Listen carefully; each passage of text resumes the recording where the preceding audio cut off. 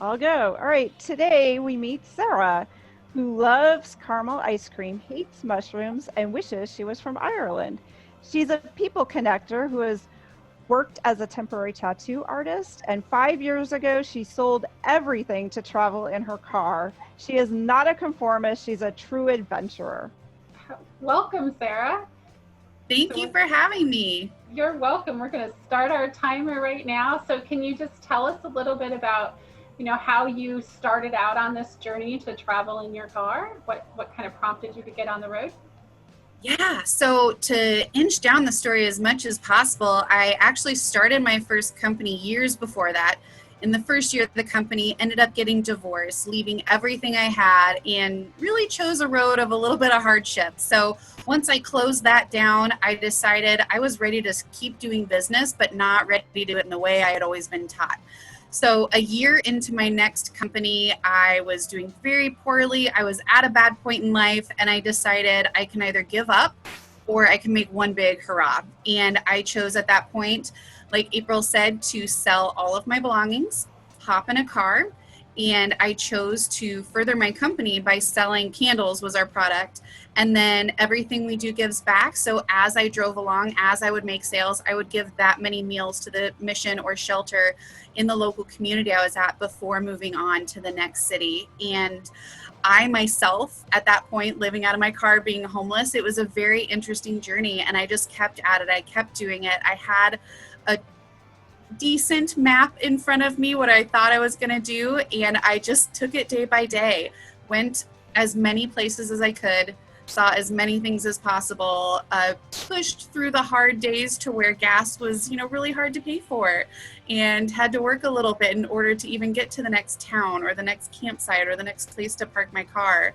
And at the end of that about 5 month journey, ended up at home, and truly my life in that short amount of time, I don't think could have changed any more than it did.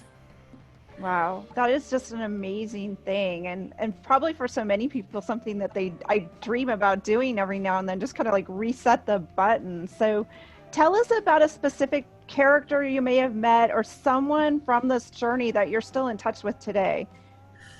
Goodness, I don't know about, other than maybe a few friends from that random year in high school that I connected with that saw on Facebook I was going to be doing this and let me crash on their couch Wow. instead of crashing in my car. Those are really the only people I might still keep in touch with. But I have one person that comes in mind.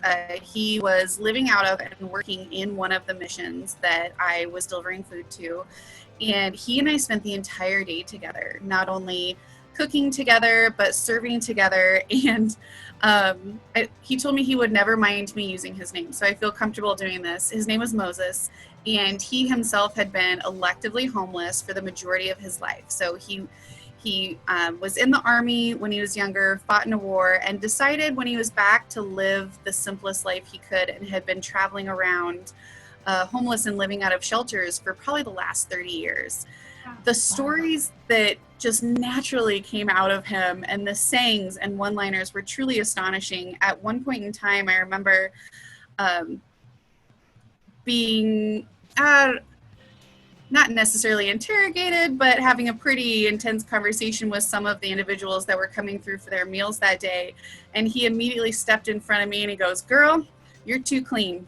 These boys are on you like fleas on dogs." And his natural instinct, although he had chosen to be alone most of his time, was to just step in front, to protect, to lay down the law and show everyone the way things needed to be. And I feel like I could talk for days about the stories that he told me, but I will never forget that human being. And he was truly inspirational to all of my time after that. That was about halfway through my journey.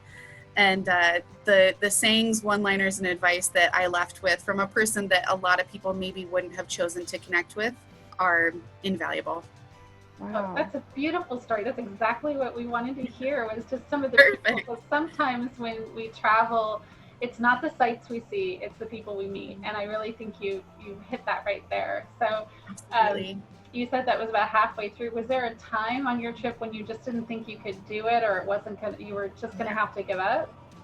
Yes. The first time, there are so many of those times along that But the first time was when I was in San Francisco, and California is an expensive place, and so it was very hard to make it through that state, and there's a lot of it to make it through. I was already having a hard time. I chose, just for nostalgia's sake, to go visit Haight-Ashbury and take some touristy photos.